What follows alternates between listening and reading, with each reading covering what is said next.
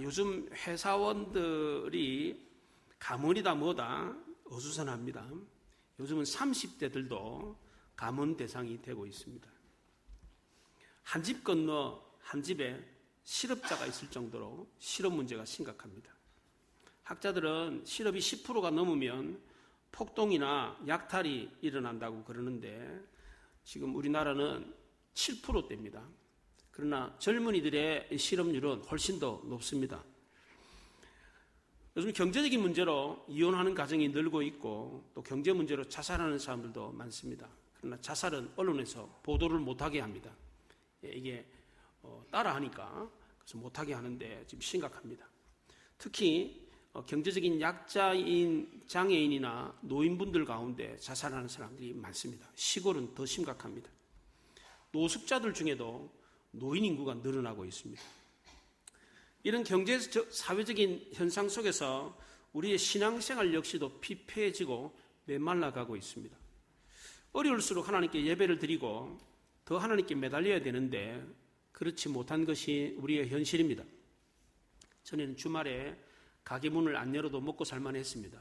그러나 지금은 주말에 가게 문을 열어도 먹고 살기 어려운 형편이 되었습니다. 그래서 당장 먹고 살 길을 찾아서 하나님을 멀리하고 세상으로 떠나가 버린 사람들이 많습니다. 그나마 교회에 출석하고 신앙생활하는 분들 중에도 영적인 생명력을 잃어가고 있는 분들이 많습니다. 기도를 하면 가슴이 뜨거워지고 찬송을 부르면 기쁨이 용솟음처럼 일어나야 되는데 그렇지 못한 경우가 많습니다.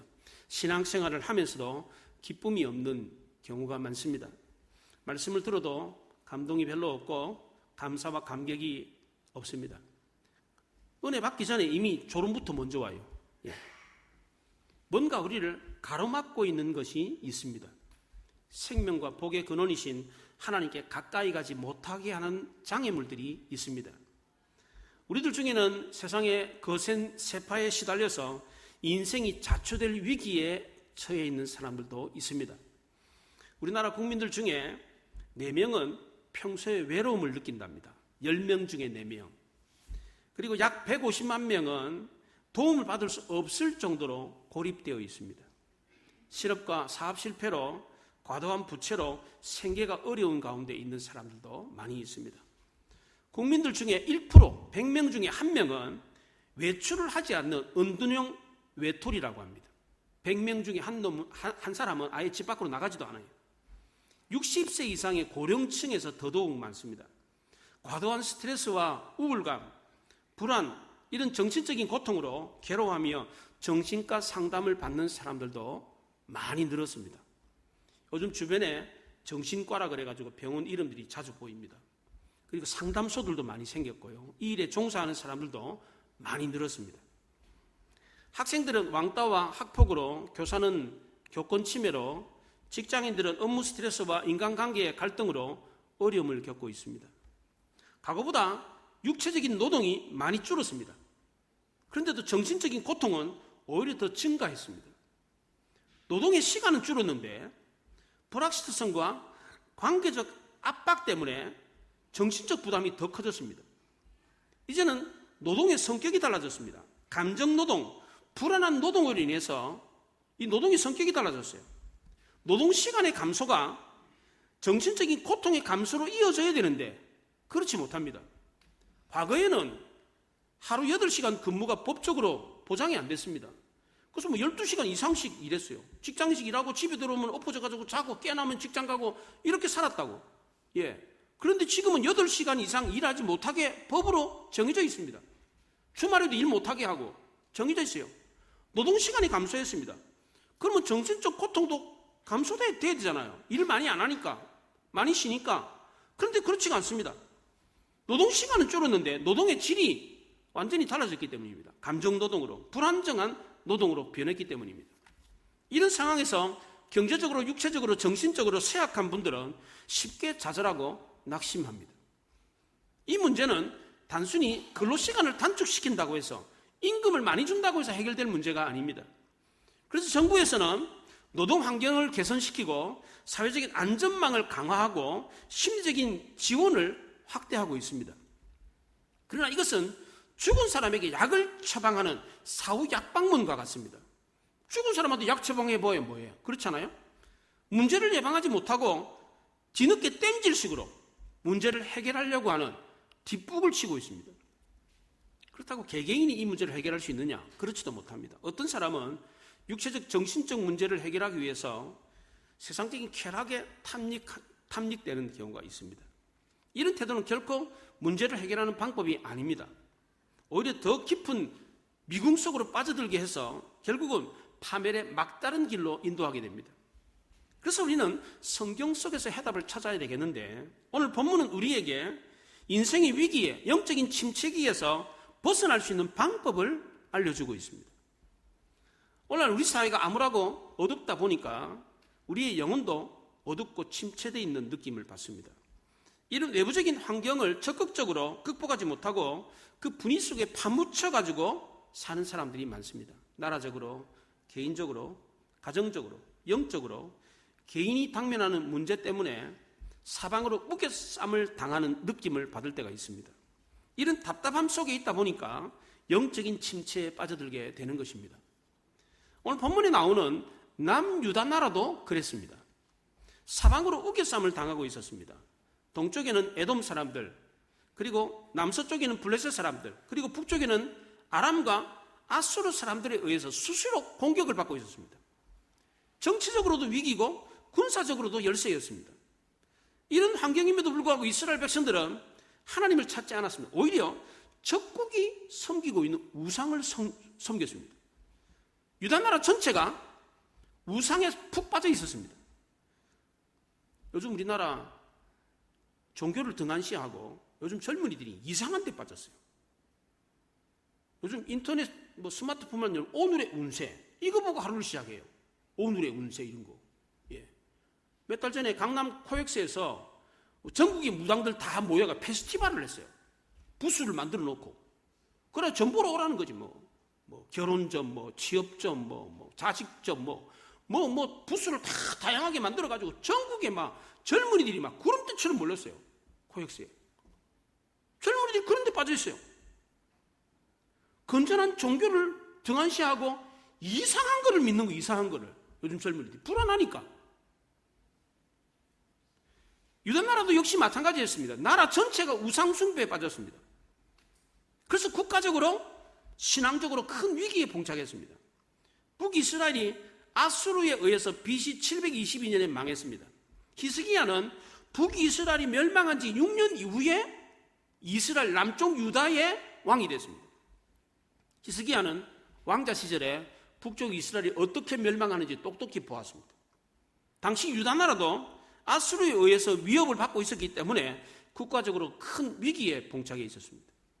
이런 위기 가운데 있었는데도 불구하고 히스기야의 아버지 아하스 왕은 엉뚱한 짓을 하고 있었습니다. 하나님을 의지하지 않고 친아수르 정책을 폈습니다. 하나님을 거부하고 적극적으로 우상을 숭배했습니다. 바알신을 섬기고 아세라 목상을 만들고 흰놈 골짜기에 자녀들을 불 가운데로 지나가게 했습니다.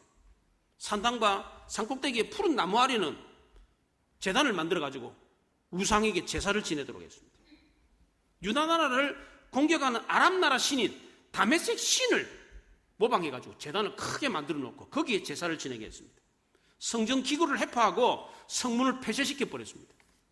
예루살렘 구석구석마다 단을 쌓고 우상에게 제사를 지내게 했습니다. 아하스 왕 때 북이스라엘과 아람 나라가 연합해서 남쪽 유다를 공격해 왔습니다.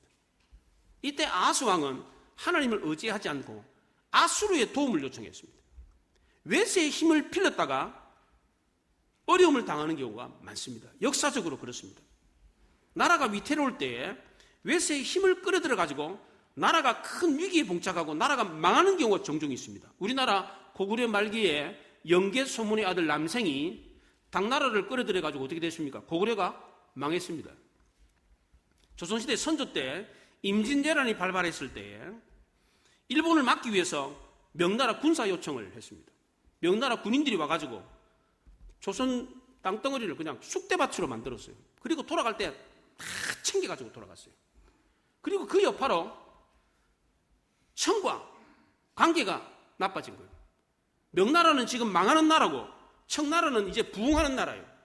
청나라와 척을 져가지고 결국 그 다음에 임금인 광해군 다음에 임금인 인조 때 병자호란이 일어났습니다. 외세를 끌어들여가지고 오히려 더 큰 피해를 봤습니다. 병자호란 때에 50만 명 이상이 포로로 끌려갔답니다. 예. 조선 말기에도 외세에 의존하다 보니까 결국 일본에 나라를 빼앗기고 말았습니다. 우리나라만 그런 게 아닙니다. 베트남도 그랬고 이라크도 그랬고 리비아도 그랬습니다. 잘 아시는 대로 베트남 미국을 끌어들여가지고 북베트남과 전쟁을 하다가 장기전에 돌입하니까 미국이 철수해버렸어요. 결국 어떻게 됐습니까? 나라가 망했습니다. 외세를 끌어들여가지고 나라가 망했어요. 후세인 정권도 마찬가지입니다. 이라크에. 미국을 끌어들였다가 오히려 나라가 망했어요. 정권이 붕괴돼 버렸습니다. 이런 예들이 많습니다. 아하스 왕은 정치적인 문제뿐만 아니라 종교적으로도 심각한 문제를 일으켰습니다. 아하스 왕은 하나님을 버리고 적극적으로 우상을 숭배했습니다. 결국 남유다는 정치적인 위기와 종교적인 타락으로 나라가 위태로운 가운데 있었습니다. 바람 앞에 등불과 같았습니다. 이런 위기의 때에 히스기야는 그의 아버지 아하스를 이어서 왕위에 올랐습니다. 히스기야 6년에 북이스라엘이 아수리에 멸망을 했기 때문에 남유다도 정치적으로 매우 위태로운 가운데 있었습니다. 전쟁만 했다가는 얻어 터지고 지는 거예요. 그래서 많은 사람들이 죽고 많은 사람들이 포로로 끌려갔습니다. 전쟁에 패하고 난 뒤에 넉넉하지 못한 가운데서도 조공을 바쳐야 됐습니다. 나라 재정이 말이 아니었습니다. 세금을 거두려고 그러는데 세금을 거둘 수가 없어. 전국이 황폐했는데 전쟁을 해가지고 사람들 다 죽고 농사도 지을 수 없는데 어떻게 세금을 냅니까? 돈을 거둬야지 또 조공을 바치는데 그것도 할 수 없고 사회 정의가 땅에 무너졌습니다. 서로 뺏고 빼앗는 그런 나라가 되어버렸습니다. 사회 기강이 문란하고 국민 정신이 극도로 타락했습니다. 아버지로부터 물려받은 나라는 그야말로 망하기 일보 직전이었습니다. 이런 나라의 위기의 때에 히스기야는 어떻게 했습니까? 종교개혁을 단행했습니다. 물론 정치개혁도 했지만 종교개혁을 주안점으로 삼았습니다. 왜냐하면 지금 나라의 문제를 해결하는 방법은 종교개혁밖에 없다고 생각하기 때문입니다. 역대하 29장부터 31장까지 종교개혁에 대한 내용이 기록되어 있습니다. 그리고 32장에는 정치개혁이 나옵니다. 종교개혁에는 석 장을 할애해가지고 기록을 했고 정치개혁은 한 장 기록을 했습니다. 히스기야는 모든 문제의 해답이 종교개혁에 있다. 해답이 하나님께 있다는 사실을 알았기 때문입니다. 그 당시 환경이 매우 타락하고 부패해 있었습니다. 이런 시대적인 상황 가운데 있었지만 하나님이 도울 자를 붙여주었습니다. 하나님이 어려운 가운데서도 히스기야를 돕도록 도울 자를 붙여줬어요. 누구보다도 그에게 가장 큰 위안과 힘을 주었던 것은 그의 어머니였습니다. 그의 어머니가 아비야인데 이 아비야는 우시야 시대의 선지자인 스가랴의 딸이었습니다. 믿음의 명문가민 출신의 어머니를 둬가지고 어머니를 통해서 경건한 신앙훈련을 받았습니다. 그리고 어머니뿐만 아니라 믿음의 동력자 친구 이사야가 있었습니다. 이사야는 히스기야 전생애 동안 함께 있었던 믿음의 동력자였습니다. 이사야는 히스기야에게 충실한 상담가요 믿음의 동력자고 친구였습니다. 히스기야는 왕위에 오른 뒤에 즉각적으로 개혁운동을 단행했습니다. 왜냐하면 오래전부터 생각을 하고 있었기 때문입니다. 그리고 국가적인 위기에서 이 문제를 극복하는 방법이 뭔지, 원인이 뭔지 정확하게 알고 있었기 때문에 즉각적으로 개혁을 단행할 수 있었습니다. 유다 나라는 국가의 위기와 어려움을 당한 이유가 백성들이 하나님을 버리고 우상을 숭배했기 때문이었습니다. 만약 세상적인 판단 기준을 갖고 있었던 왕이라면 어떻게 했겠습니까? 적들이 당장 쳐들어오니까 지금 어떻게 하겠어요? 적들을 물리치는데 힘을 쏟았을 겁니다. 그런데 히스기야는 그렇게 하지 않았습니다. 정치 이념에 몰두한 게 아닙니다. 철저하게 하나님 중심으로 정치를 했습니다. 그래서 히스기야는 다윗 왕 이후에 유다 나라를 통치한 사람들 가운데 가장 훌륭한 정치인이었습니다. 그래서 2절에 보면 여호와 보시기에 정직하게 행했다고 그랬습니다. 히스기야는 바빌론 사절단에게 왕궁 보물 창고를 보여주는 실수 외에는 크게 실수를 범한 게 성경에 나오지는 않습니다. 히스기야는 철저하게 하나님 중심으로 정치를 해나갔습니다. 첫째로 아버지 아하스 왕이 폐쇄시켰던 성문을 10년 만에 다시 열었습니다. 성전 기물이 없어지고 10년 동안 성문이 닫혀 있다 보니까 성 안에는 쓰레기로 가득 찼습니다. 성소라고 할 수 없을 만큼 초라하기 그지없었습니다. 묵은 때가 가득했습니다. 회파된 것이 많았습니다. 사람들이 왕래를 하지 않으니까 먼지가 가득했습니다. 히스기야는 오랫동안 쌓였던 먼지와 쓰레기를 걷어냈습니다. 그리고 성전 안에 있는 우상과 제단들을 제거를 했습니다. 썩어서 냄새나는 죄악의 흔적들을 말끔히 씻어냈습니다. 두 번째로 히스기야가 한 일은 함께할 사람들을 모은 것이었습니다. 동편 광장에 제사장과 레위인들을 불러 모았습니다. 그 당시에 레위인들은 본연의 의무를 망각하고 흩어져서 살았습니다. 레위인들은 땅을 분배받지 못했습니다. 그 당시에 땅을 분배받지 못하면 먹고 살 길이 없습니다. 무슨 직장이 있어요, 뭐 간의 수공업이 있어요, 뭐가 있어요. 땅 파먹고 먹고 살던 시절에 레위인들은 땅을 분배받지 못했기 때문에 뭐 먹고 살았습니까? 제사 지낼 때 제사 지내면서 들어오는 재물 먹고 살았거든요. 근데 아하스 왕 때 10년 동안 성전문을 폐쇄해가지고 제사를 지낼 수가 없어요. 뭐 먹고 살겠어요, 사람들이. 그럼 뭐 죽을 수밖에 없는 거지. 그러니까 어쩔 수 없이 남의 집에 머슴살이를 했어요. 남의 집 밭에 나가가지고 일을 해서 먹고 살았어요. 경건 생활은 내팽개치고 먹고 살기에 바빴어요. 그래서 히스기야가 5절부터 11절에 이 레위인들에게 하나님 앞에 수종두고 분향하고 예배드리는데 충실하라, 돌아오라, 이렇게 말을 했어요. 개혁은 히스기야 한 사람만으로 가능한 게 아니었습니다. 함께 공감대를 형성하고 함께하는 사람들이 있어야 됐습니다. 사람들이 모여야 힘이 생기고 생동감이 넘치는 겁니다. 사람이 없으면 마치 죽은 것 같습니다. 그렇잖아요. 사람들이 막 북적북적 거리야 죽은 것도 살아나잖아요. 시장도 그렇잖아요. 사람들이 없으면 시장이면 죽은 것 같아. 근데 사람들이 막 북적북적 거리면 막 상권이 형성되고 막 살아나잖아요. 그거 마찬가지예요.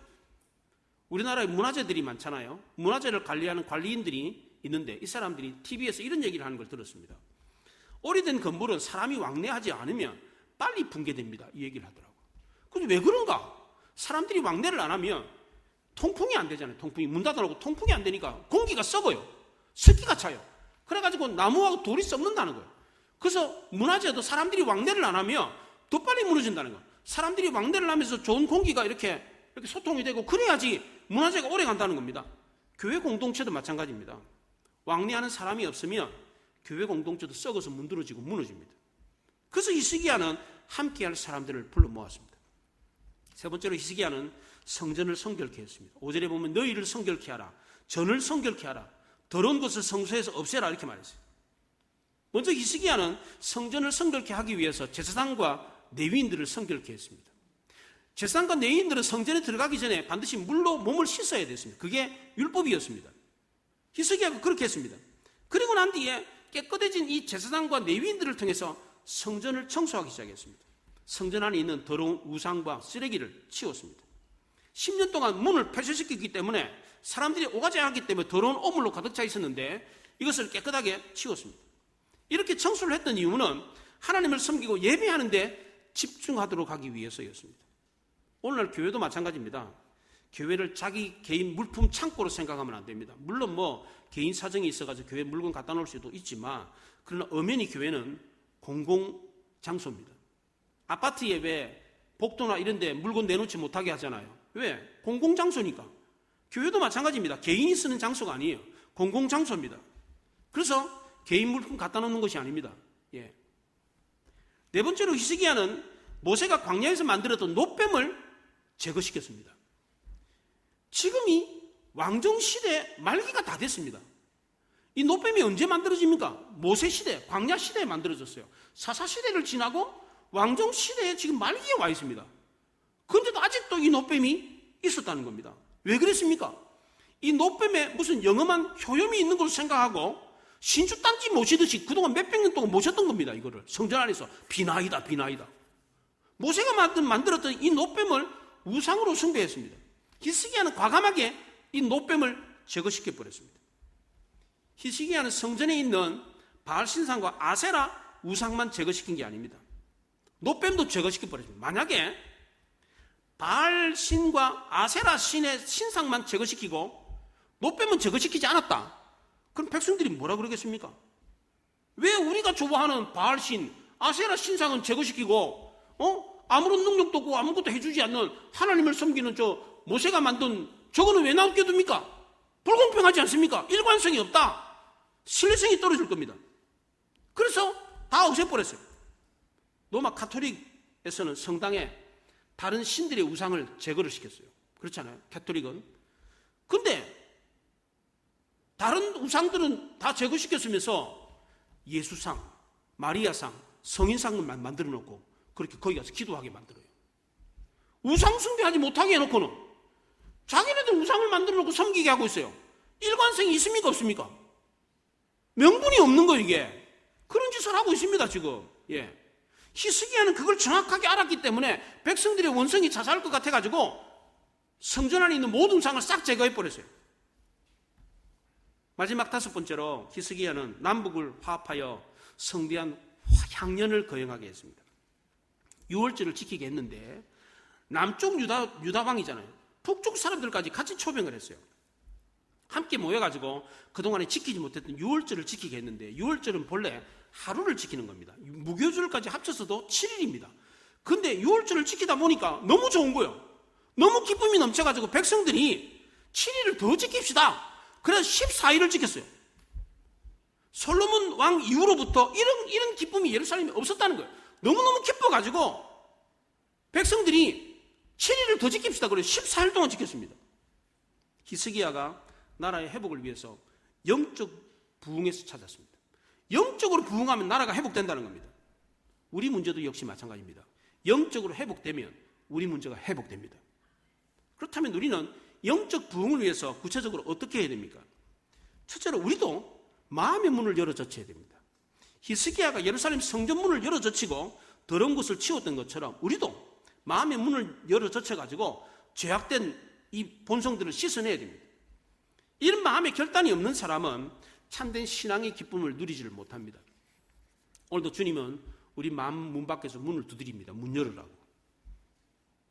너가 문을 열면 내가 그에게로 들어가 그릇도 벌어먹고 그는 나와 더불어 먹으리라 그랬어요. 조선 말기에 신문명이 들어왔습니다. 한 대감집에 서양 선교사가 비누 한 박스를 선물을 해줬어요. 신기해가지고 물에다 풀어놓고 빨래를 하니까 빨래가 때가 쫙 지는 거예요. 그 당시에는 비누가 없어가지고 뭘로 빨래했습니까? 양잿물 가지고 빨았어요. 근데 이게 비누로 이렇게 쑥쑥 만져가지고 하는 게 때가 쫙 지는 거 보면서 깜짝 놀랐어요, 사람들이 다. 그래서 다들 놀랐는데 대감이 그걸 보여주고 그 찾아온 손님들한테 다들 자랑하면서 비누를 하나씩 줬어요. 그랬더니 손님들이 막 아첨을 떨면서 난리법석이었습니다. 바로 그때 이상제라고 하는 사람이 주머니에서 칼을 꺼내가지고 비누를 깎아 먹었습니다. 이상제는 조선 말기에 신사 유람단으로 일본에도 갔던 개혁운동을 주도했던 사람이었습니다. YMCA 보이스카우트 청년 기독 학생회의 회원이었습니다. 기독교인이었습니다. 이 사람이 사람들 앞에서 비누를 갉아 먹으니까 사람들이 그 모습을 보고 이 사람아, 그거 먹는 게 아니네. 때를 씻는 비누야, 비누. 이렇게 얘기를 했어요. 그랬더니 이상재 선생이 이렇게 대답했습니다. 알고 말고 나도 안 해. 근데 나는 얼굴의 때뿐만 아니라 뱃속에 있는 때까지 씻고 싶어서 그러는 거네. 이렇게 말을 했어요. 이 말을 듣자마자 조금 전까지만 아첨을 하던 사람들의 낯빛이 붉어졌어요. 정작 씻어야 될 때는 바깥의 때가 아니고 마음의 때라는 것입니다. 히스기야는 나라를 어려운 위기 가운데 벗어나게 하는 방법을 분명하게 알고 있었습니다. 그것은 바로 속에 있는 때를 씻어내고 하나님과의 관계를 회복하는 것이었습니다. 하나님과의 관계를 회복하기 위해서 히스기야가 3가지를 외쳤습니다. 성결하라는 겁니다. 너희들이 성결하고 성전을 성결하게 하라. 2번째는 하나님의 약속을 갱신하라. 하나님의 약속을 떠올려봐라. 우리가 누구냐? 하나님의 백성이다. 아브라함의 자손이다. 그 약속을 붙들어라. 이렇게 말했어요. 마지막 3번째는 그동안에 하나님을 섬기는 일에 게으르지 말고 부지런하라. 섬기는 일에 열심을 내라. 이렇게 말을 했습니다. 2번째로 우리는 영적 부흥을 위해서 하나님과의 관계를 통해 온전한 예배를 회복해야 됩니다. 히스기야는 영적 회복을 위해 예배 회복을 외쳤습니다. 그래서 온전한 예배를 드리기 위해서 먼저 성결하라 그랬습니다. 우리가 영적인 침체에서 빠지는 이유는 자신도 모르는 더러운 죄의 요소가 우리 속에 가득하기 때문입니다. 우리는 더러운 죄를 가지고서는 거룩한 하나님 앞에 나갈 수가 없습니다. 왜냐하면 하나님은 죄가 있는 곳에 함께 하시지 않기 때문입니다. 하나님이 함께 하시지 않으면 하나님의 은혜도 함께 하지 않는 겁니다. 그렇기 때문에 우리는 하나님을 만나기 전에 먼저 우리 죄를 깨끗하게 걷어내야 하는 것입니다. 세 번째로 우리는 영적 부흥을 위해서 모이기에 힘써야 합니다. 히스기야의 영적 부흥은 모임에서 시작되었습니다. 레위인들을 모으고 제사장들을 모으고 백성들을 모았습니다. 사형리의 마지막 부분에 보면 나무 토막 비유가 나옵니다. 나무 토막, 불탄 나무 토막 하나씩 띄워놓으면 금방 불이 꺼져버려요. 그런데 불타는 나무 토막을 모아놓으면 불이 잘 타는 겁니다. 구약 성경에 나오는 영적인 부흥, 은혜 받는 성회는 모이는 데서 시작됐습니다. 사람이 모이지 않으면 부흥이 안 일어났어요. 사람이 모여야 부흥이 일어났습니다. 영적인 침체에서 새롭게 회복되는 방법은 더불어 함께 모이는 것이었습니다. 함께 기도하고 함께 은혜를 나누고 그러면 영적인 침체에서 벗어날 수 있습니다. 그래서 히스기야는 이 영적인 일을 함께할 동력자를 찾았습니다. 그에게는 신앙의 어머니가 있었고 믿음의 친구 이사야가 있었고 제사장들과 레위인들이 있었습니다. 우리도 믿음의 동력자들과 함께 열심히 모여서 기도하고 은혜를 나누면 영적 부흥을 경험할 수 있습니다. 마지막 네 번째로 우리가 영적 부흥을 위해서 게으르지 말고 부지런해야 됩니다. 히스기야는 동편 광장에 모여있는 백성들에게 게으르지 말라 그랬습니다. 게으르지 말라라고 했다는 것은 그 당시 백성들이 게을렀다는 거예요? 게으르지 않았다는 거예요? 게을렀다는 거예요. 얼마나 게을렀으면 할 일이 없는데 일만 해놓으면 적국이 쳐들어와서 뺏어가 버리고 농사를 짓고 싶으면 마음에 안 드는 거지. 맨날 도둑이 와가지고 뺏어가 버리고 그러니까 의욕이 안 나는 거지 뭐. 이래서 뭐예요? 다 뺏어가는데. 그러니까 일도 안 하고 그냥 엎어져 자고 그냥 걸식하고 이렇게 사는 거예요 사람들이. 그래서 이 백성들을 보고 게으르지 말라 그랬어요. 게으른 사람은 뭘 좋아합니까? 잠을 좋아합니다. 자기 책임에 무관심합니다. 부지런히 상상만 하다가 시간을 다 보내버려요. 이불 속에 뒹굴 들면서 별 상상을 다 해요. 그래서 시간을 보내는 거예요. 잠언서 6장에 이런 말씀이 있습니다. 좀 더 자자, 좀 더 졸자, 손을 모으고 좀 더 누워있자 하면 내 핑붕이 강도같이 오며 내 곰핍이 군사같이 이르리라 그랬어요. 게으르게 되면, 게으름을 피우면 나중에는 가난함이 강도같이 군사처럼 몰려온다는 거예요. 감당할 수 없게 된다는 거예요. 내가 게을렀는데 어느 날 갑자기 강도처럼 빈궁이 온다는 거예요. 어쩔 수 없이 그 빈궁함을 막을 수가 없다는 거예요. 강도처럼 몰려오고 군사처럼 몰려오는데 어떻게 가난함을 막을 수 있냐고요. 예수님도 게으른 사람에게 핑계를 대지 마라 그랬어요. 달란트 비유에서 한 달란트 받은 사람이 주인에게 뭐라 그랬습니까? 당신은 굳은 사람이라 심지 않은 데서 거두고 해치지 않는 데서 모이는 줄을 내가 알아서 두려워서 당신의 달란트를 땅에 묻어두었다가 지금 이렇게 가져왔습니다. 이렇게 말했어요. 예수님은 이 게으른 사람을 이 한 달란트 받은 사람이 뭐라 그랬어요? 악하고 게으른 종아 그랬어요. 히스기야는 예루살렘 성전에 올라가서 이스라엘 백성들에게 유월절을 지키라고 했습니다. 이 명령을 들었을 때 보발꾼들이, 왕의 명령을 받은 이 보발꾼들이, 이 진서를 전달하는 사람들이 남유다는 물론이고 북쪽 이스라엘의 곳곳을 일일이 돌아다니면서 왕의 명령을 전했습니다. 단에서 부엘세바까지 두루두루 다니면서 왕의 명령을 친히 전달을 했습니다. 역사는 결코 게으른 사람을 통해서 이루어지지 않습니다. 하나님의 역사도 마찬가지입니다. 게으르지 않고 부지런한 사람을 통해서 하나님의 역사가 이루어집니다. 마귀도 게으른 사람은 상종을 안 합니다. 마귀도 게으른 사람은 건드리지는 않습니다. 공자는 수간자보다 더 나쁜 사람이 게으른 사람이라고 했어요. 짐승과 관계하는 사람도 나쁜 사람인데 그보다 더 나쁜 사람은 게으른 사람이라고 했어요. 이 세상에서 제일 쓸모없는 사람이 누굽니까? 게으른 사람이라는 겁니다. 하나님도 안 쓰고 아무도 안 써요. 심지어 마귀도 안 쓴다는 겁니다. 게으른 사람은. 이 게으름은 단순히 쉬고 싶은 마음이 아닙니다. 가능성을 스스로 버리는 겁니다. 삶의 기회를 잃고 자신을 갉아먹는 가장 위험한 습관입니다. 그래서 히스기야는 백성들에게 게으르지 말라고 했던 것입니다. 히스기야가 이렇게 영적 부흥을 위해서 열심히 노력했을 때 어떻게 되었습니까? 어떤 결과를 가져왔습니까? 첫째, 레위인과 제사장들이 직무를 회복했습니다. 그동안 10년 동안 제사가 없었으니까 할 일이 없었어요. 그런데 백성들이 성전에 와서 예배를 드리니까 할 일이 회복됐어요.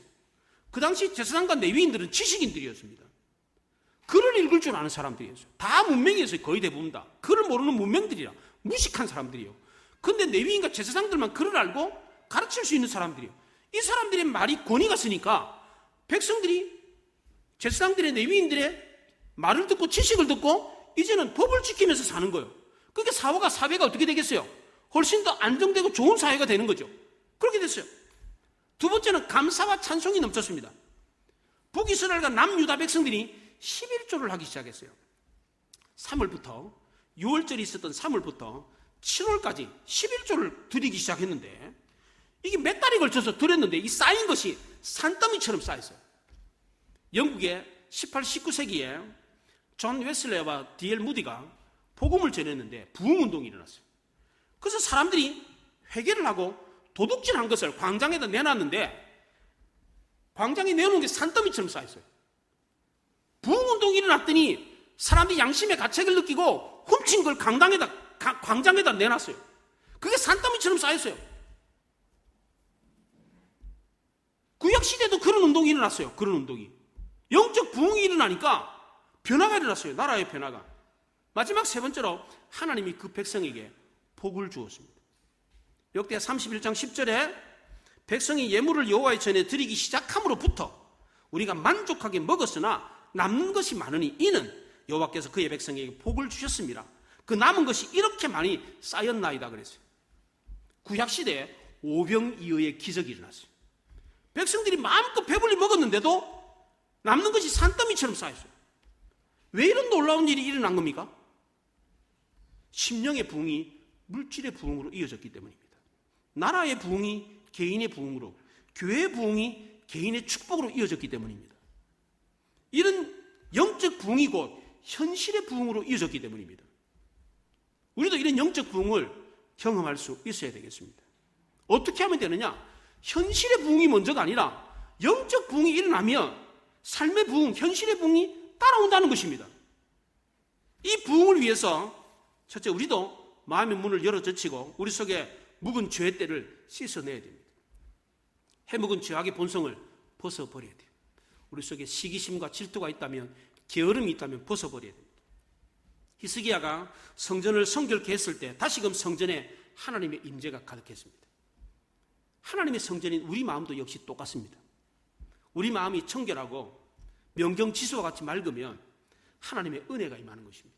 하나님의 영광이 임하면 더러운 것이 견디지 못하고 나가는 겁니다. 우리 마음속에 교만과 가식이 있다면, 흠과 티가 있다면, 성령의 충만함을 받으면 하나님의 은혜가 회복되고 하나님의 영광이 회복되면 이건 자연히 떠난다는 겁니다.